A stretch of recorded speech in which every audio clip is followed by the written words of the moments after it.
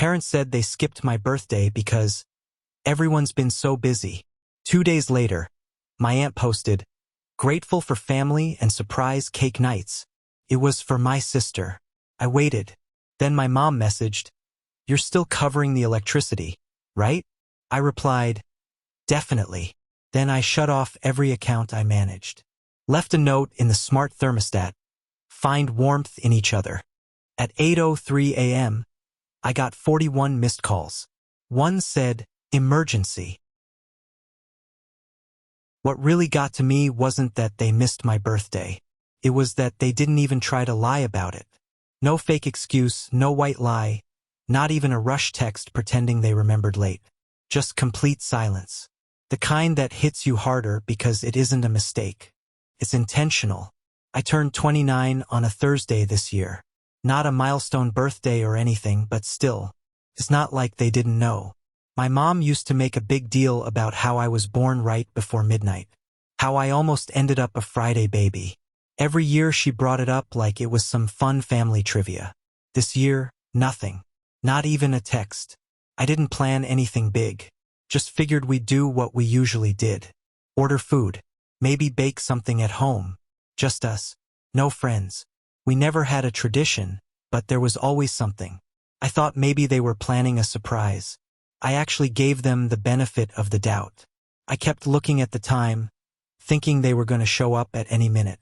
By 10 p.m., I was sitting in my apartment alone with the leftover pizza I ordered for myself. No missed calls, no messages. I texted my sister just to see what was going on. "Hey, what's up?" Not even a read receipt. I went to bed thinking something must have happened. Something big enough that they'd all gone quiet. I even started to worry. But then Saturday morning I saw it. My aunt posted a picture. Ashley was smiling, holding a giant cake with pink candles. The whole family was there. My parents, our cousins, the neighbors, even grandma. All of them smiling like they'd never missed a thing. The caption said, "Thank you for the lovely evening with the family, the cake, and the surprise for Ashley's birthday. So much love." Ashley's birthday is 3 days after mine. That meant that when they ignored me on Thursday, they were already planning that party, already texting each other, picking out decorations, laughing, coordinating the surprise. They didn't forget. They skipped me on purpose. I didn't cry. I didn't call anyone. I just sat there for a long time staring at the photo, zooming in on their faces. At one point, I actually laughed, but it wasn't because anything was funny. That night, my mom finally texted me. "You're still paying the electric bill, right?"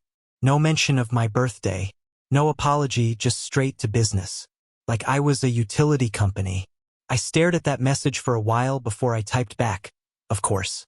Then I got to work. I opened every account, electric, internet, Netflix, the streaming subscriptions, even the Amazon Prime. They used to order everything, all in my name. All set up last year when Dad lost his job and they said they were rebuilding. I shut down everything. I drove to their house after midnight. I didn't knock. I still had the spare key. I left one thing behind. A sticky note on the thermostat. It just said, "Find warmth in each other." That was all. By 8:03 the next morning, I had 41 missed calls. Some from my mom, some from Ashley, one from Dad, and one from a number saved in my phone as urgent. I didn't answer any of them. Not yet. Let them feel it for a change. They didn't even pretend to be sorry. That was the part one kept turning over in my head the morning after I shut everything down. No one even tried to lie to claim they'd sent a message and it didn't go through. They just acted like it wasn't a big deal. I guess to them it wasn't. After I left the note on the thermostat and walked out, I turned my phone off for 24 hours. Not to make a point, but because I didn't trust myself not to answer if they started calling. I knew I'd say too much too fast. I wanted them to sit in the dark for a while, both literally and metaphorically. When I turned it back on the next morning, there were 41 missed calls. A bunch of voicemails. The first few were calm, confused voices, mostly from my mom and Ashley. "Hey, something's wrong with the Wi-Fi. Netflix isn't working. The thermostat won't turn on." By the fifth voicemail, my dad's voice started showing up. Less confused, more irritated. "Did you forget to pay the bills? What's going on here?" There was one from Ashley, annoyed and sarcastic. If this is about your birthday, that's really childish. Nathan, that one I saved. By the end of the day, my mom finally sent a message that acknowledged the shutdown. Why did you cut everything off without warning? I didn't answer. Instead, I logged into the insurance dashboard and removed their car from my multi-vehicle policy. I'd added it last summer when Dad said the payments were killing them. Just for a while, he'd said it had been 14 months. I also led the streaming platforms we shared, Hulu, HBO, even the DoorDash subscription Ashley used at college. I didn't leave a note this time. I wanted the absence to speak for itself. 2 days later, my mom called while I was at work. I picked up out of pure curiosity. She didn't even ask how I was. You had no right to turn off the electricity. She said, that house is still partly yours. You lived here. You missed my birthday. I said, all of you. You didn't forget. You just chose not to show up. We were all very busy. Then why did you have a party 2 days later?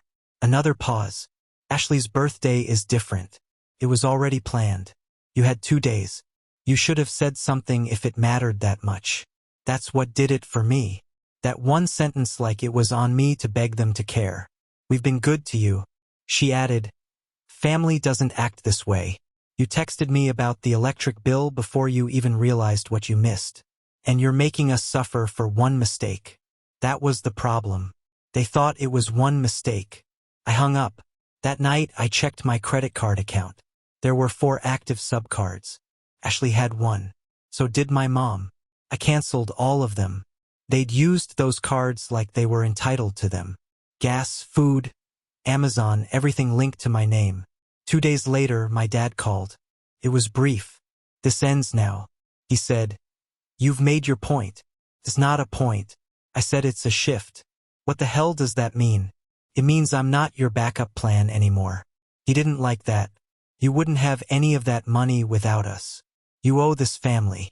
You threw a birthday party for Ashley and didn't even send me a text. Are you really going to hold that over us? You're punishing your own parents over something petty. Petty? I repeated. Right. You think you're above this family now? Fine. Then don't come around when things get hard. I wasn't planning to. He hung up. That week, they went full Cold War. No texts, no calls, just quiet. The kind of silence that tries to manipulate you into apologizing first. But I didn't budge. They didn't know it yet, but I still had more strings to cut.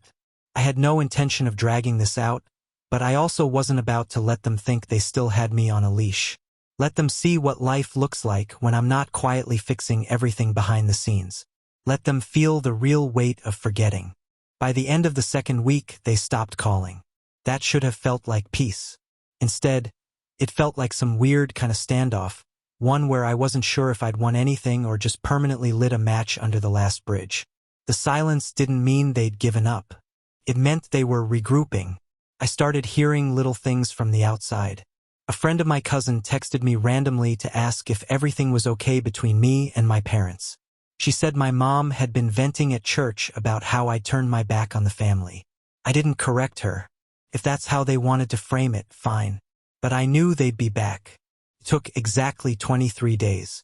That morning, I got a text from my mom. Just one sentence. Can we have a proper talk as a family? I didn't answer. An hour later, Ashley messaged me, too. Can you come over for dinner tonight? We want to talk. I didn't know what to make of it. For a second, I considered going just to see what they try. Curiosity was stronger than any hope of reconciliation. I said I'd come. The house felt colder than I remembered. Literally. And otherwise, they must have had the heat turned way down to save money. Grandma was sitting in her usual spot on the couch, wrapped in a blanket.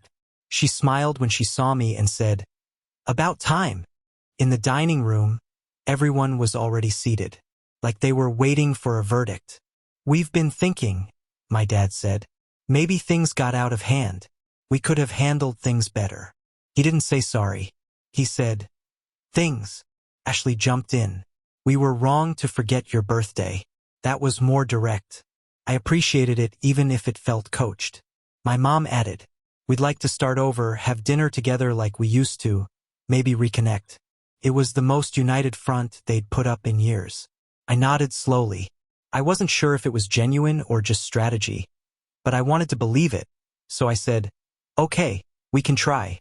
For the next hour, we actually talked about small things, work, grandma's health, a new dog someone in the neighborhood got. Felt normal. Strange, but kind of nice. At the end of the night, just as I was putting on my jacket, my dad said, "So, now that we've cleared the air, maybe you could help out again, just with the insurance and utilities for now until we get back on track." Of course. There it was. I said, "No." He blinked like he hadn't heard me right. I said, "No, I'm not doing that again." The mood in the room flipped like a switch. My mom looked at him and he stood up. "If you're not going to help your own family, then maybe you don't belong here." Grandma looked up sharply and said, "That's enough." But it wasn't. He pointed at the door. "You can leave." I didn't argue. I walked out. It was the first time I felt truly done. A few days later, I got a message from Grandma. She wanted to meet, not at their house, at mine. She said they needed to come to me this time. That was the beginning of something different. I had no idea what was coming next. They showed up without warning. Well, not entirely without warning. Grandma called that morning. She asked if I'd be home. Said it might be a good idea to stay in. She didn't say why. I asked if it was about them. She didn't answer, just said, "You'll know when it happens." Then she hung up. 3 hours later, I saw their car pull into my driveway. My mom, Dad, and Ashley stepped out like they were going door to door selling apologies. They stood there for a minute before anyone rang the bell. I watched from the kitchen. I could have ignored them. I thought about it, but something made me go to the door and open it. None of them said anything at first. My mom gave a small wave. My dad was staring at the ground like it owed him something. Ashley looked nervous for once in her life. "Can we come in?" my mom asked. I stepped aside. We sat in the living room, each on separate pieces of furniture like strangers at a doctor's office. The silence dragged until my dad finally spoke. "This isn't about money." That was how he started. I don't know if he meant for it to sound defensive, but it did. He continued, "We talked. All of us. We weren't fair to you." I waited. My mom leaned forward. "You did a lot for us." Quietly. "We just got used to it. We took you for granted." Ashley spoke up, too, which was unexpected, "And we were wrong to make you feel like you didn't matter." That was cruel. I didn't see it at the time, but it was. It wasn't the same rehearsed tone I'd heard before. It sounded like they'd actually talked, maybe even argued about it. Maybe Grandma got through to them. My mom looked around the room. "We're not here to ask you to fix anything. We just want to know if it's too late to start over. Not with help, just with you." I didn't answer right away. I looked at them, all sitting there like visitors in a stranger's house. It was the first time they'd entered my space, not expecting anything. "I'm not helping with the bills again," I said. "Not 1 cent. That part's over." My dad nodded slowly. "Understood. Everything from now on has to be real. No asking for favors disguised as conversations. No guilt, no silence when it matters." They all agreed. I wasn't sure I believed it would last, but I let them stay. We talked for a while about little things, Grandma's cooking, some old neighbor that moved out, my job. Nobody asked me for anything, and it felt almost normal. They left after a couple hours.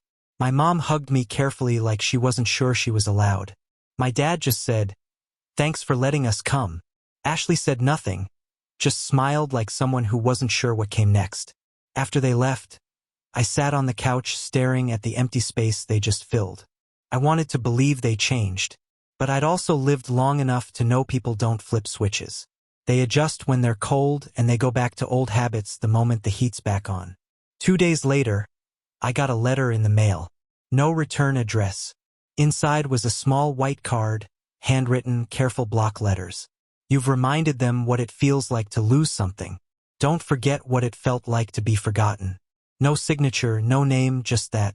It shook me more than any of their apologies because it was the truth. I had spent years making sure they never felt the absence of anything. But when it was my turn to be seen, they looked away. Now I had a decision to make. Not about them, about me. Whether this was healing or just the eye of the storm, the letter sat on my counter longer than it should have. I moved it once to wipe underneath, then put it right back like it belonged there. It wasn't threatening, but it wasn't comforting either. Just a quiet sentence I couldn't stop thinking about. You've reminded them what it feels like to lose something.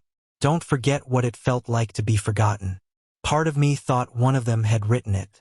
Ashley, maybe, or even Grandma. But the handwriting didn't match. It was too neat. Block letters like someone who didn't want their style recognized, which made it worse. Someone knew someone was watching close enough to send a reminder. And they were right.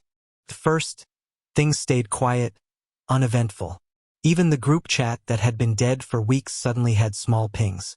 My mom sent a photo of Grandma holding a pie she baked.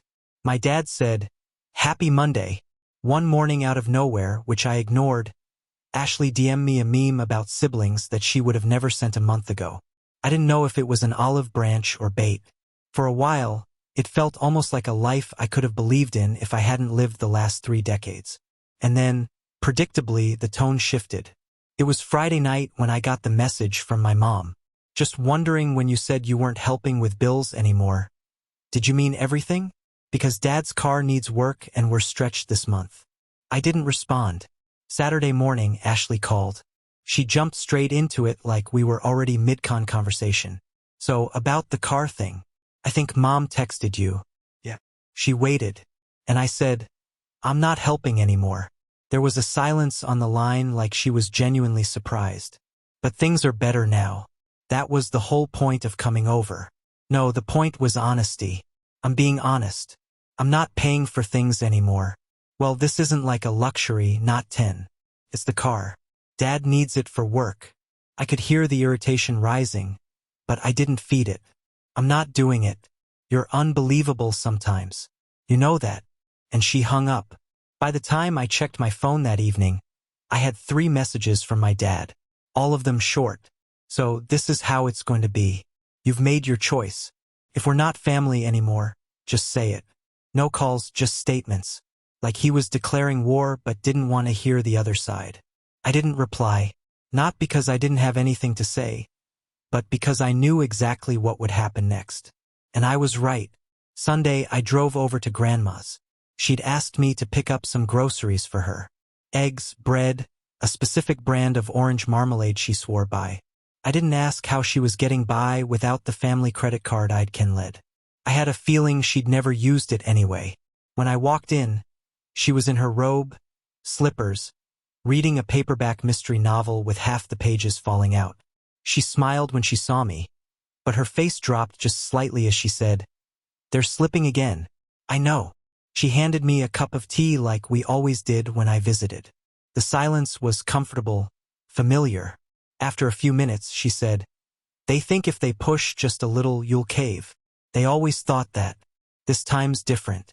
They're starting to realize they don't know you without the wallet attached." I stayed longer than I planned. We talked about nothing. TV. An old neighbor who got arrested. A bad cake she baked last week. Felt like safety.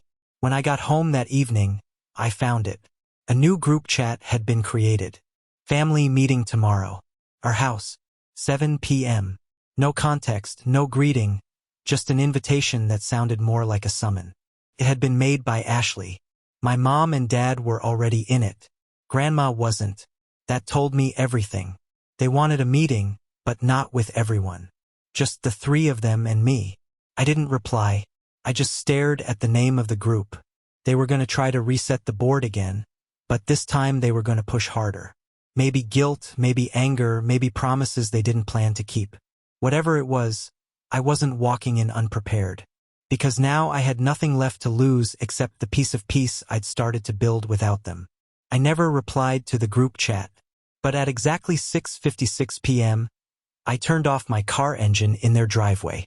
The house looked the same. Same chip paint on the garage, same porch light flickering like a dying firefly.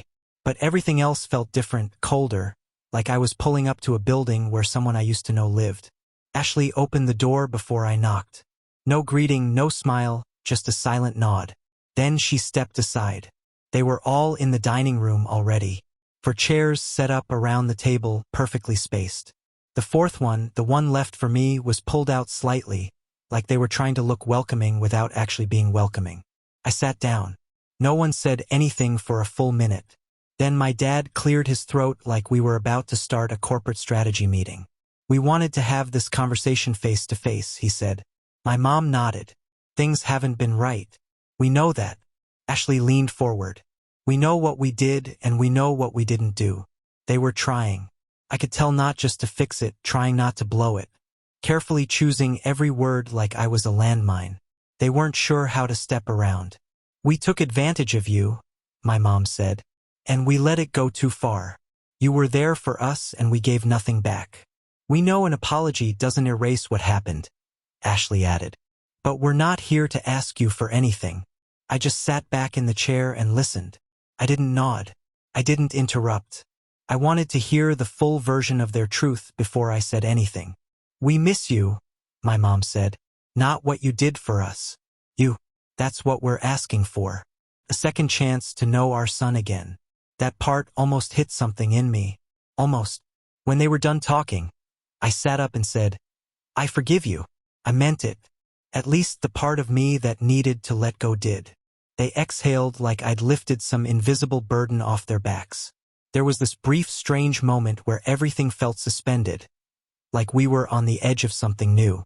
For a little while after, we just talked. Casual stuff. Safe topics. A movie Ashley watched. Grandma's blood pressure. My mom made a joke about burning chicken last week. It was almost eerie how normal it felt. Then, as I was standing up to leave, my dad said it.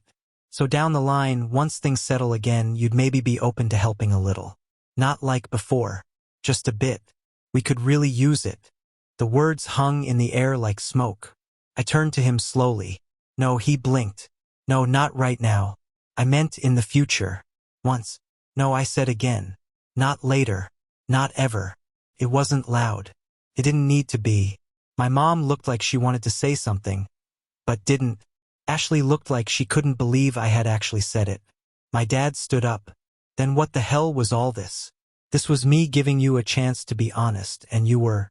But the moment things felt stable, you started looking for an opening." He pointed toward the door. "You can go."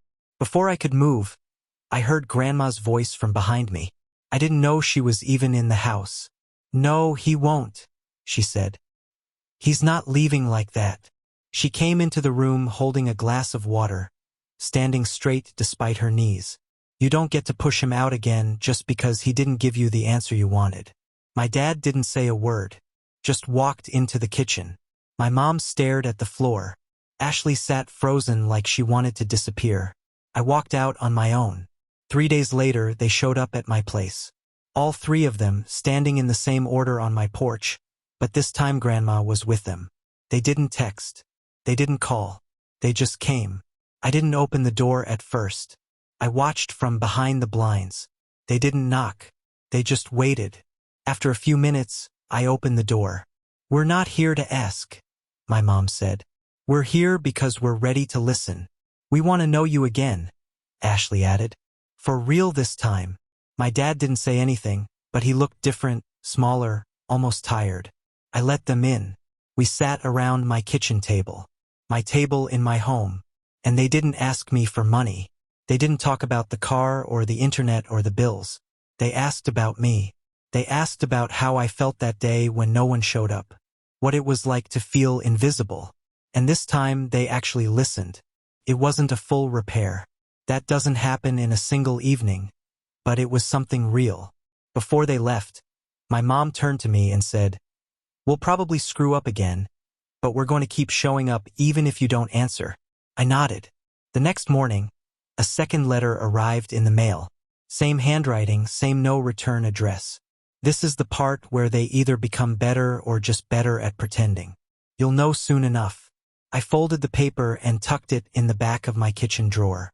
I wasn't sure which version of them I'd just seen, but I was ready. Either way,